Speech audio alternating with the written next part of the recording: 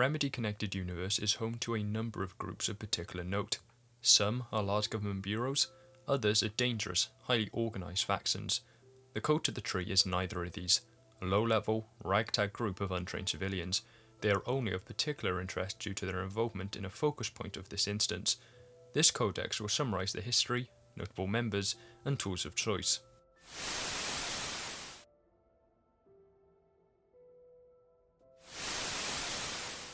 The people of Bright Falls have always known of the dangers of their area, perilously close to Cauldron Lake, an opening to the Dark Place, a dangerous parallel dimension containing monstrous entities. Dark forces would often surface from the deep waters of the Caldera and cause death and destruction before disappearing once again. The Native Americans who lived in Washington state simply gave the lake a wide berth, and it was only after settlers ignored their warnings and built a settlement in the region that any number of people came near to Cauldron Lake's shores. These immigrants, many of them of Finnish descent, would go on to build the towns of Bright Falls and Watery, and this was the point that casualties began to build up, creating the folk tales of murderous brothers and drowned witches.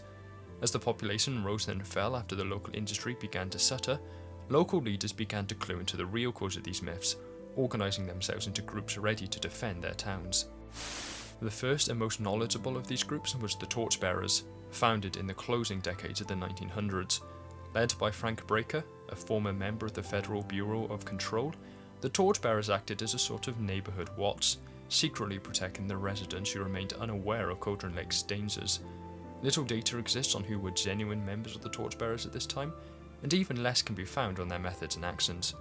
After a major AWE in 1970 caused Cauldron Lake to explode, we know that Cynthia Weaver would follow the instructions of Tom the Poet and leave supply crates across the Bright Falls area. Though marked by torch symbols, it is unknown whether Weaver was actually a member of the Torchbearers, though it would be first known actions of the group. A subsequent AWE in 1976 and another in 1978 were caused by Odin and Thor Anderson of Old Gods of Asgard fame, whose songs made mentions of Torchbearers facing the armies of darkness. In this example at least, Frank Breaker was on the scene, helping the Anderson brothers survive the night against the Dark Presence's forces, though it is again unclear whether the Andersons were actually Torchbearers. The first point in time we begin to learn about the makeup of the Torchbearers is in 2010, specifically in the time frame of the AWE that occurs that year. During the latter stages of the AWE, when the influence of the Dark Presence had become too great to be ignored or hidden, Sarah Breaker, daughter of the previous leader and Bright Falls Sheriff, rallied their current members to supply aid to Bright Falls residents.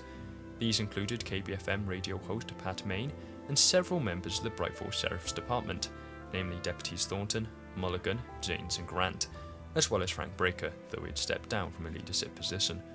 After the Dark Presence attacked the Sheriff's Station and dragged away FBI agent Robert Nightingale, Sarah Breaker would ask Alan Wake's agent Barry Wheeler to phone the Torchbearers and summon them using the code words Night Springs.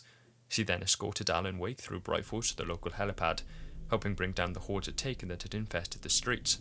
Piloting a helicopter to the local power plant to meet Cynthia Weaver, she would survive its crash and enter the well-lit room alongside Wake, Wheeler and Weaver, collecting the clicker and in the final text from Tom the Poet. Ultimately, her involvement in the AWE ended after being held at gunpoint by Wake when he decided to face the Dark Presence alone, being locked in the well-lit room for the climax of the focus point alongside Wheeler and Weaver.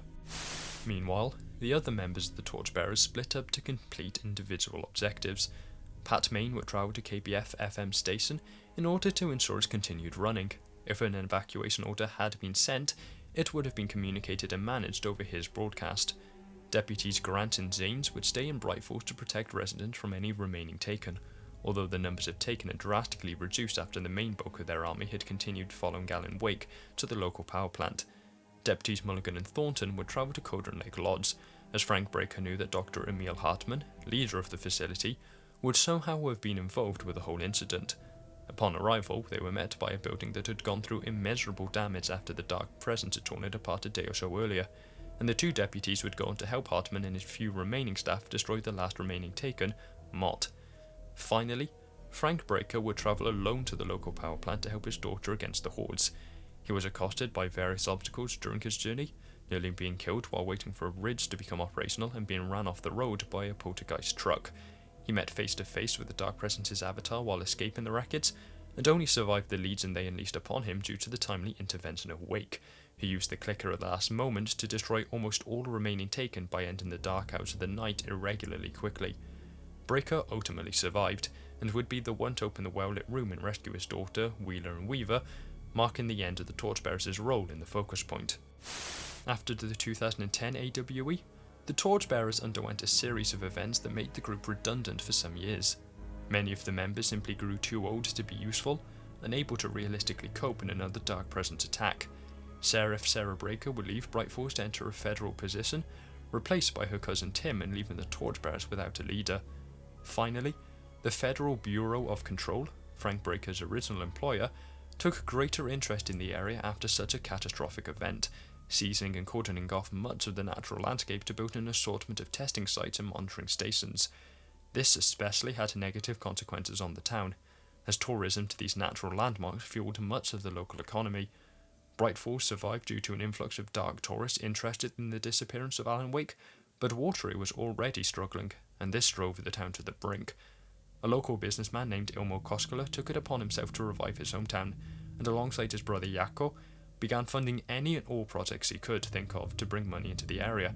Coffee breweries, theme parks, book clubs, illegal tours beyond the FBC's cordons were all greenlit in a desperate bid to keep Watery afloat. As local leaders, Ilmo and Jaakko were invited to join the Torchbearers, though the quiet period after the 2010 AWE, alongside the threat of constant FBC investigation into all parties involved with the event, meant they weren't particularly active. They took on a much greater role in 2012 after being promoted to Torchbearer leaders, and their first major act as leaders came a year later. Having sneaked into the Codron Lake exclusion zone, they managed to steal several key FBC documents. This was a major turning point for the Torchbearers. Although they had gathered a lot of experience dealing with the forces of the Dark Presence over the decades, they were ultimately civilians, lacking the skills and equipment needed to understand just what was attacking their town. The FBC had all of this, and had quickly leaped years ahead of the local community in research in the Dark Presence and Taken, producing pages of information on containment procedures, paranatural effects, and detailed timelines of all of Brightforce AWEs. In a drunken fever that night, Ilmo realised just how dangerous the region was, and began brainstorming how to transform the Torchbearers to make them fit for their new purpose. Interpreting the inverted black pyramid of the FBC seal as a spruce tree, he took this as an epiphany. The Torchbearers ended, and the coat of the tree rose from its ashes. The idea that the secret neighbourhood Watts had become a cult worked in the group's favour. The thought that a party of madmen stalked the forests at night, ready to sacrifice innocent souls to some twisted higher power, stopped townsfolk from wandering into the woods at night, making them less liable to attacks when the Dark Presence would be at its strongest. Ilmo and Jaakko were also able to build up the code to be greater in number than the Torchbearers ever were quite quickly. Deputies Thornton and Mulligan remained members through the transition, reveling in the thrill of domination their position gave them. The Koskelas were also able to invite the members of Kalevala Knights Motorcycle Club that they ran to join them, and a series of lucky incidents gave them a level of agency beyond that of the ultimately purely reactive Torchbearers. The Clicker, the powerful object of power that had been used to end the 2010 AWE, washed up on the shore of Codron Lake alongside pages of an Alan Wake manuscript. Using this, the code would intercept FBC transmissions of any activity around Codron Lake, travelling there when alerted to perform a complex ritual. In the moment of weakness between exiting the lake and being controlled by the Dark Presence, would-be Taken could be exercised by opening a hole into the chest cavity, filling it with manuscript pages, and then using the clicker twice, which rendered the corpse inert and unable to be manipulated. Outside of rituals, members would spend time hanging up cult decorations and creating supply drops, reinforcing their legend and ensuring any foolhardy civilian who continued to enter the forest would be well equipped to handle any dangers. The Cult of the Tree fulfilled their mission well for around a decade, their plan to protect Brightforce residents working near flawlessly, while internal conflict and priorities elsewhere kept the FBC from devoting much to holding them. Only one incident is recorded prior to 2023, when deputies Mulligan and Thornton would unwittingly murder one Monica Thompson after mistaking her for a Taken. Dumping her body in Hutari Well, they unknowingly became XPs of the murderous Hutari brothers of local legend, becoming racked with guilt over their actions. 2023 would mark a reversal in the Cult of the Tree's fortunes though, when Alan Wake's new novel, Return, would use them as an important plot point. Painting them as antagonists to the heroic Saga Anderson, The 2023 Bright Falls AWE would begin after the cult failed to complete their ritual on Robert Nightingale due to interruption by Tammy and Ed Booker. This latest crime scene would bring Saga and her partner Alex Casey to Bright Falls to investigate the cult, though early interception by Mulligan and Thornton stopped the duo from making some early important breakthroughs. Interviewing the Bookers would reveal Tammy had managed to find a cultist necklace, before an autopsy in the Bright Falls morgue would reawaken Nightingale as an overlap guardian and cause Seraph Tim Breaker to be transported to the Dark Place. Simultaneously, the Dark Presence would begin to leak out of Cauldron Lake, and the close proximity of numerous cultists led to a number of them becoming taken. Ilmo and Yakko were unaware of this, due to their escorting of FBC technician Stephen Lynn to their hijacked monitoring station, ensuring that the FBC remained unaware of their bugs. Meanwhile, Wake's writings began to take control of Mulligan and Thornton, the darkness inside them alongside the similarities of the Hutari brothers of old, warping them into overlap guardians as well. Saga would eventually destroy Nightingale and close the Witch's Ladle overlap, dragging Alan Wake out of the Dark Place and depositing him on Cauldron Lake's shores, though he carried the Dark Presence inside his head at the time. News of his return spread like wildfire through Bright Falls and into Watery, bringing in tourists from far and wide and stirring the members of the cult into action. Elmo Koskela knew Wake was a threat, as is anything that comes out of Cauldron Lake, and he began to plot how to kill the author. It was at this point that Watery began to be overtaken by the story of return, causing him to believe in an alternate timeline of events fabricated by Wake. Inside Return, Saga Anderson had become a good friend during her life in the caravan park he and Yakko ran, and he had left keys to a caravan at Coffee World, the neighbouring amusement park he also ran. He called his staff to ensure they were left out for her, before travelling to Bright Falls with the cult. Saga would fight her way through the Overrun Coffee World and open the Hutari Well overlap, where the taken Mulligan and Thornton had escaped with a clicker. She ultimately managed to destroy the two deputies too, though she only managed to reach the Elderwood Palace Lodge she was stationed at after the cult of the tree had begun their assault. Though they had come prepared, they were ultimately warded away by the dogged Agent Casey, routing much of their numbers into the local woods. Meanwhile, those who managed to reach Wake suffered a much worse fate. It was at this point that his Scratch persona first awakened, who managed to tear the unfortunate cultist limb from limb and decimate the building in the process, killing many more.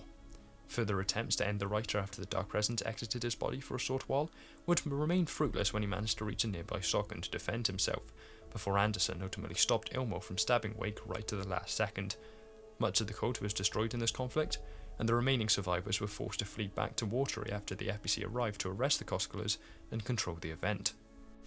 Ilmo and Yakko would remain in FBC containment as paracriminals for a short time, still raving to kill Wake in the adjacent cell.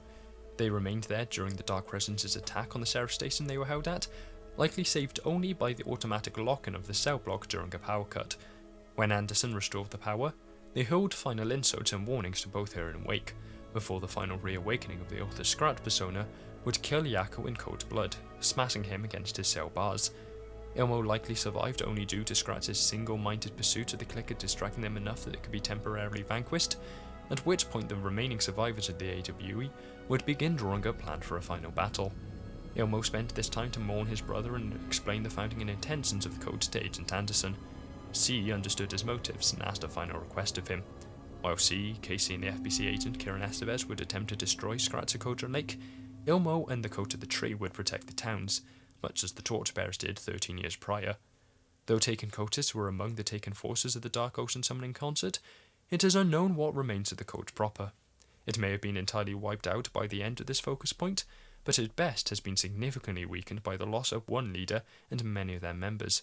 This isn't including the fact that the FBC now knows almost everything about the group, which places them in a much more precarious position than in the past, and the difficulty in untangling what of the cult exists in reality and what existed only in the pages of Return.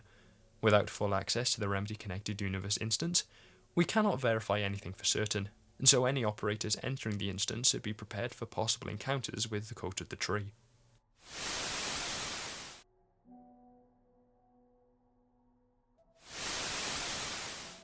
The primary objective of the Cult of the Tree is to protect the townspeople of Bright Falls and Watery from any dangers arising from Cauldron Lake. They achieve this in many ways: intimidation, preparation, and exorcism. The mere existence of a cult in the local wilderness is a simple way to scare all but the foolhardiest individuals from entering the dangerous Cauldron Lake landscape, and the cult has ensured their presence is well known, with their symbol being emblazoned all over the area, as graffiti, by paint markings or through ornaments. For those unable to heed their warnings, the cult takes steps to ensure their safety too, by placing cult stashes filled with ammunition, batteries, flares and weaponry around Bright Falls. Locked by simple puzzles, they are intended to be used both by members and any unfortunate civilian finding themselves threatened by Taken or the Dark Presence, though further threatening messages inside the stashes continue to build their legend. Finally, by hijacking Federal Bureau of Control communications, the cult is the first to be warned of paranormal activity around Cauldron Lake, at which point they can quickly mobilize members to intercept and perform a ritual to render the body inert before they can become taken. This is why they were so adamant that Alan Wake needed to be killed. Experience proved that nothing derived from the lake is anything but a danger, especially the writer who seemed to be the architect of everything that had happened.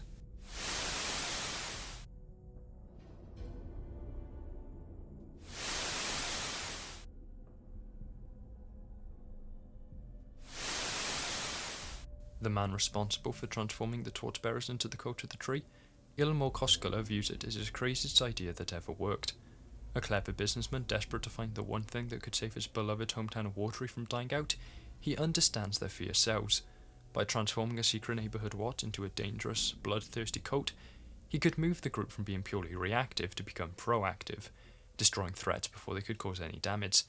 Ilmo, born to Finnish immigrants, is named after Ilmarinen from the Kalevala, an inventor that created the Sampo, a device that brought good luck and fortune to the wielder.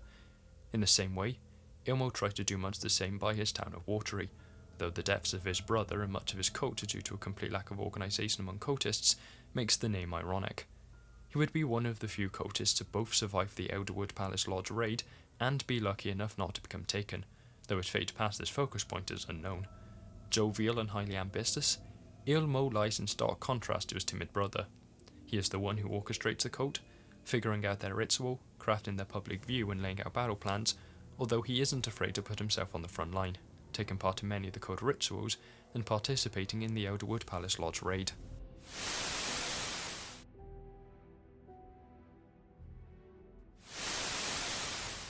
Jaakko Koskela was Ilmo's brother and co-leader of the Cult of the Tree, being sworn into the Torchbearers at the same time and remaining alongside Ilmo through the group's transition. Compared to his brother, he was timid, antisocial and blunt, seemingly working primarily behind the scenes to keep the Koskela's ventures running and keeping the peace between cultists. Like Ilmo, he operated at the front lines of the cult, taking part in rituals in the Elderwood Palace Lodge raid, which he survived. He would ultimately be killed shortly after though, when the awoken Scrats phased into him and slammed him against his cell bars, killing him instantly. He had 2 children, Charlie and Charlene, both of whom acted as mascots for Coffee World. What they knew about their father's cult and their current status are both unknown.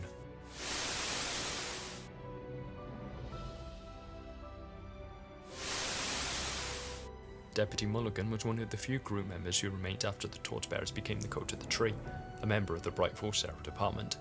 Alongside his partner Thornton, he would take part in the events of both the 2010 and 2023 Bright Falls AWEs, destroying some of the final Taken in the former, and becoming a Taken himself in the latter. Him and Thornton relished in the thrill of domination being a part of the cult offered, though he had the wherewithal to hide his xenophobic nature better than his comrade. He was responsible for the death of Monica Thompson after a case of mistaken identity, and dumped her body into Huotari well to hide the evidence. After the Dark Presence found the Koskelas to be unsuitable candidates to become XPs with the Huotari brothers, it would ultimately decide on Mulligan and Thornton to take their place, preying on their lingering guilt. Sometime after the incident at the Bright Falls morgue, Mulligan would succumb and become an overlap guardian, where he would use a shotgun to try and kill Saga Anderson and stop her from becoming the hero of the story. Him and Thornton failed, and both would be destroyed.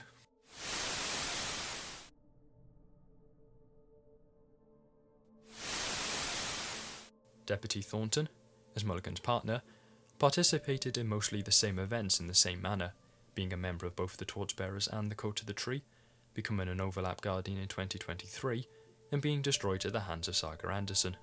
The only relevant difference is that Thornton was somewhat less socially aware than his partner, being less adept at hiding his xenophobic nature and occasionally acting in such a way directly at the targets of his prejudice, and that he chose to hunt Saga from afar using a hunting rifle instead of a shotgun.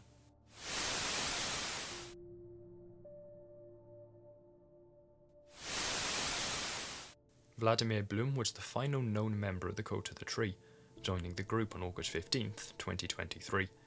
He He was a lonely man who seemingly attempted to be recruited mainly out of boredom and loneliness, although he did take part in cult rituals, including the failed Nightingale ritual. He publicly worked as a caretaker of the Valhalla nursing home, though records show that he disliked many of the residents due to their incessant tricks. The Koskulars asked that he attempted to recruit the old gods of Asgard, Odin and Thor, who lived at the facility, though their free nature meant that they only accepted a few drinks for the cult but declined membership. Blum would eventually be found by Saga Anderson dead in the basement of the Valhalla nursing home, having been stabbed in the head by a Taken after attempting to reboot power to the building.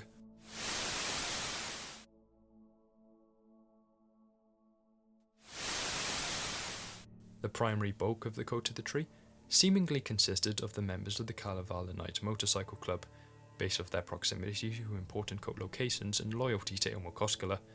Ultimately untrained civilians, a lack of organisation meant that when faced with enemies more dangerous than the awakened corpses that had not yet become taken from Cauldron Lake, they were vastly outmatched.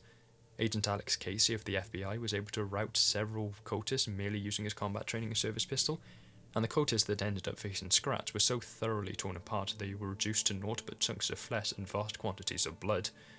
They also lacked any mental training, meaning many cultists caught by the Dark Presence during patrols were immediately taken due to lacking the willpower to resist. Although Ilmo was able to repeatedly ward off the Dark Presence, even he was turned into a part of Return's metafiction. A lack of organisation, tactics and specialised equipment meant that there were no specialisation or ranking system in the cult. Ilmo and Yaka were the leaders, but even they were equipped with only the standard cultist equipment.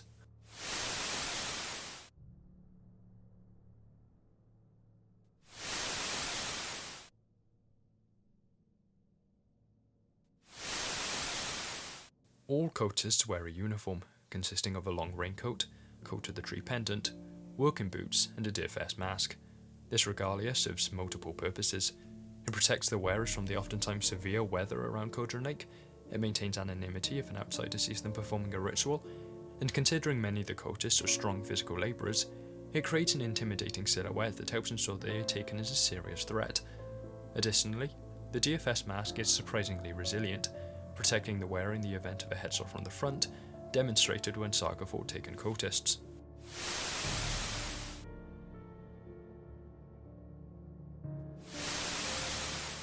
Cultists, being primarily civilians, wield whatever weaponry they can find. Many use the firearms they own in their civilian lives during the Elderwood Palace Lodge raid, carrying shotguns and rifles in order to kill Alan Wake. Others resort to more close-range options, with hand axes and pickaxes being commonly seen in the hands of Taken cultists. The one weapon that likely all cultists possess is a puka knife, a traditional finished blade the Cult of the Tree uses throughout their rituals. Between the ragtag uniform and assortment of common weaponry, the cultists pose little threat to a well-organised, well-armed squad.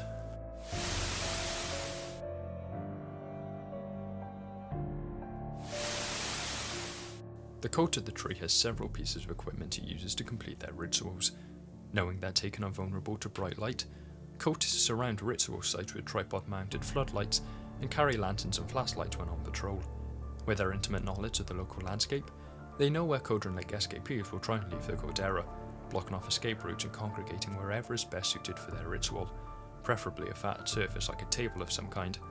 There, they disable the target through whatever means necessary, before strapping them to the ritual altar with lengths of rope. Using their puka knives, they carve some of Wake's writings across the body, before cutting their chest open and doing the same to their heart. Finally, they place manuscript pages inside the hole, before holding the clicker inside and flicking the switch twice.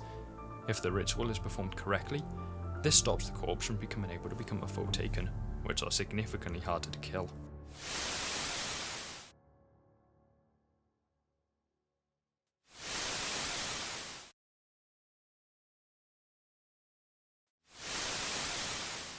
The Cult of the Tree is localised entirely to a small area of Washington State, containing the towns of Bright Falls, Watery, and the vistas of Cauldron Lake.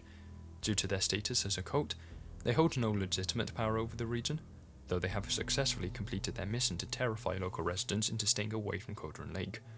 The cult has marked their territories with dozens of wooden ornaments hiding from trees and graffiti emblazoned on the sides of buildings, proving to the residents just how omnipresent they are. They have also covered the area with cult stashes, using hidden markings and paint to direct those needing supplies to them in the case of an emergency. The cult is most powerful and based in Watery, due to the majority of their members living in the small town.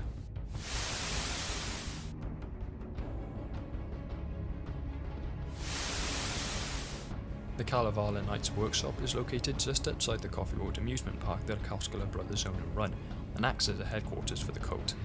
Inside the locked room, accessible only after passing through the Kalevala Knights' office, the cult stores weaponry, ammunition, uniforms and other supplies, using the room as both a storehouse and meeting place. Across one wall can be found maps organising the placements of cult stasses, and the various FBC documents Yamoniak are able to steal are also found here. A ladder can be climbed down from this room, leading to a church-like area the cult uses for official ceremonies and announcements, such as initiations, and when not in use, the clicker is stored on an order here, safe from outside threats.